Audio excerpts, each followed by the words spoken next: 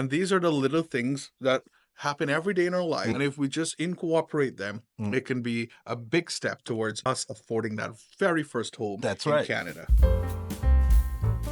Welcome to another episode here on your Monday. So we had back-to-back weeks where we spoke to Kevin Hoang, who is a mortgage broker, and he was talking about strategies and some of the things that you can look at when you're looking at your first home. And maybe the time for your first home is not now, but in terms of your dream home, in terms of owning your first home, it might not be in the proximity that you will like. Now, it got me into thinking, what's some of the things that we can do in the meantime? We're looking for that dream home that we can do to ensure that we're building towards that first down payment of our home, right? You're living in your dream home right now, right? Yeah, we are. Your retirement home. No, you want to put me in a retirement home.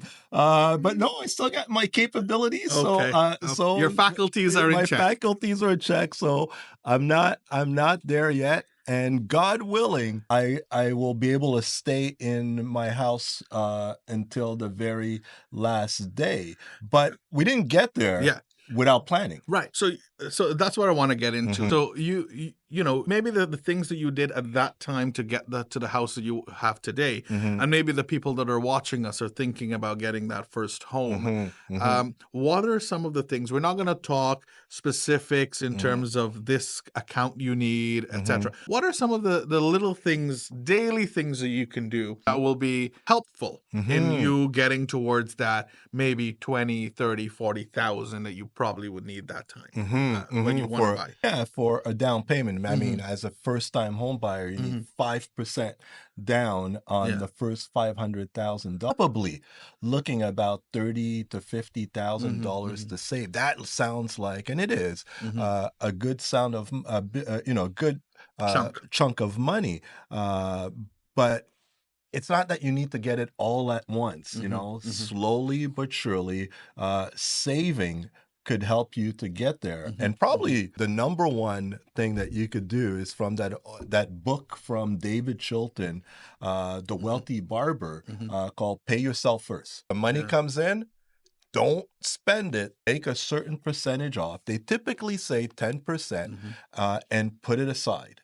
And then live off 90% of your income, which is fair. It's doable. Even in these tough economic times, we just have to figure out what is discretionary that I could live without, and what is a necessity I cannot live without. Golf, food, shelter, and definitely golf is a necessity of life. Speaking of golf, if you golf 4 times a week, you probably will have to golf 3 or 2 times. Stop it. That just hurt me. But yeah, you're absolutely right. You can live without it. Definitely, right? Instead, you have the winter. I know. Right. I know. So definitely it's as much, as much as I like to golf, I don't need to golf 5 days. Your knees won't let it. 1 to 2 days would be sufficient. And if I did the math, the amount of money that I would save, I could buy a small house in Guyana. There you go. Now with the booming economy of oil, maybe you'll need a little bit more. Okay. But you can do it. Okay. Right? And maybe that's where you get into the market, right? And you get into there, and then you flip that, and then you come back here and you buy your dream home. Sounds good. It's a plan. When are we going to Guyana? There you go. We're going. Let it. It's warm all year round. I was going to say let it warm up. It's warm all year round. So that's the first thing. So the first thing is pay yourself. The next thing is cut back on non-essential expenses. Yeah. Right? I mean, we talked about golf. I used to, because a student who would go nameless, right? I would need about 4 or 5 cups of coffee a day when I would teach, and then just looked at how much that was. So let's say Tim's or Starbucks, and then I decided to make my own coffee. at home. Doesn't taste well, but and bring it in. you still bring it, right? Exactly. It's not the Colombian coffee, Right. From the Juan grains from, Valdez, there you go. but it was good enough. Having said that, the amount, I mean, if we just did a quick math, let's say you were buying 3 cups of coffee a day from, let's say, Starbucks, so it doesn't have to be coffee, it could be whatever. So that's $5 per cup. So that would be $15. If I drop down to 1, right? I'm down to 5. I save $10 a day. $10 a day times 5 days a week. That's $50 times 4 weeks. That's $200 a month, right? That's a good start. That's a very good start towards putting that money aside, plus the money that you paid yourself first.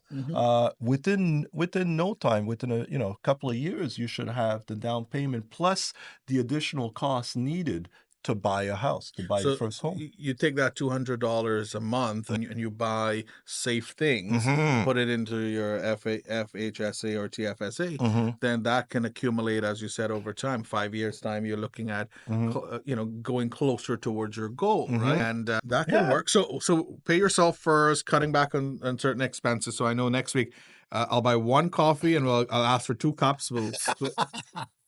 Right? There you go. We're not that close. Okay.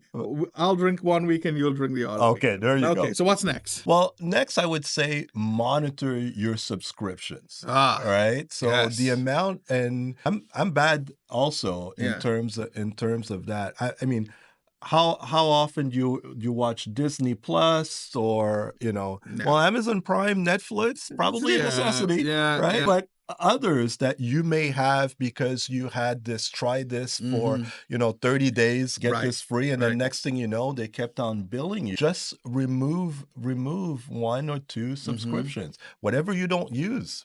Or get things that are free to subscribe to, like our podcast on YouTube. There you go. Subscribe for free. Love that word. Right now. There you go. Right now, subscribe. Okay. So maybe you're subscribed, and sometimes you forget that you're subscribed to certain things, and then the bill just automatically comes. And maybe you're subscribed to a magazine, a newspaper, if people still read those things. Or whatever you said, music, right? You don't need music. I don't know about that. I don't know about that. Listen to the podcast of you. We're not singing for you guys. Sing the tune of financial freedom here. All right. So we monitor subscriptions. What else do we do? Well, you know what? It all that should probably be number 1, budget. Right? Let's take a look at everything. Take a look at everything that you are spending, and I'm sure you'll be able to find something that you could cut down on, right? I mean, the necessities of life, we probably can't, your rent, food to a certain degree. And unfortunately, food is probably going to be more expensive, even if we buy Canadian, with the tariffs that we've talked about ad nauseum in past weeks. But by taking a look at your overall budget, right, could give you an idea as to what you could cut additionally on top of the subscription, on top of the coffee. But looking at food, we can't cut back too much on that. But we could go to the budget chains, groceries, that we can get things at a little bit better rate. We can also look at our flyers, which are also free, and look at those flyers and see where we can get deals on. Exactly. Right? And, this week they might have chicken on sale, so we go buy chicken. Next week we might have a pasta on sale. These things add up, and if you do the math, it helps. Definitely. And also, ensure you don't miss out on your points at the grocery store. Oh, definitely. Right? So Freshco has Scene Points. No Frills has President's Choice points. Sobeys have their own. So definitely, that is a good way about it. And then you could use those points for other things, not just groceries. We could look at gas, traveling, and all that stuff. So let's be smart about managing our money, because you know what? We have such a finite amount of money. That amount is not growing by leaps and bounds. So our expenses could be increasing. So let's make it last. Let's make it count. So budget and find ways, monitor your subscription, cut down expenses, pay yourself first. And the last thing I would add, Mm-hmm. if possible, maybe find additional source of income. Yeah. Kind of the what the kids are saying, getting the side hustle Hustles. going could help you in terms of generating additional income. So these 5 things I think could help you. So, you talk about side hustles. I think it's important. Different seasons allow for different things. So we were in the winter. You go to your neighbor; they're struggling to get their snow off. If I was living next to you, I saw you struggle. I saw me during the winter, and you were nowhere to be found. I can always go over and say, "Hey, Pierre, please won't let you." But for $20, I'll shovel your driveway. Sold. There you go. So the same goes. Hey, give me $20, I'll mow your lawn. Exactly. So we used to have, neighborhood kids growing up would go around and, and target not just elderly, but just anyone, because those are certain things that people don't like to do. So it's not just, driving Uber or Lyft or what have you, or DoorDash, but there are some opportunities. Look at what your skill set is all about, and send it out to the world. This is what I'm great in terms of Excel. I'm great in terms of, editing. I'm great with my voice. I can what you call that? Okay. I can voice with my Exactly. ebooks, right? I can voice ebooks. I'm a Check Financial Team. The story.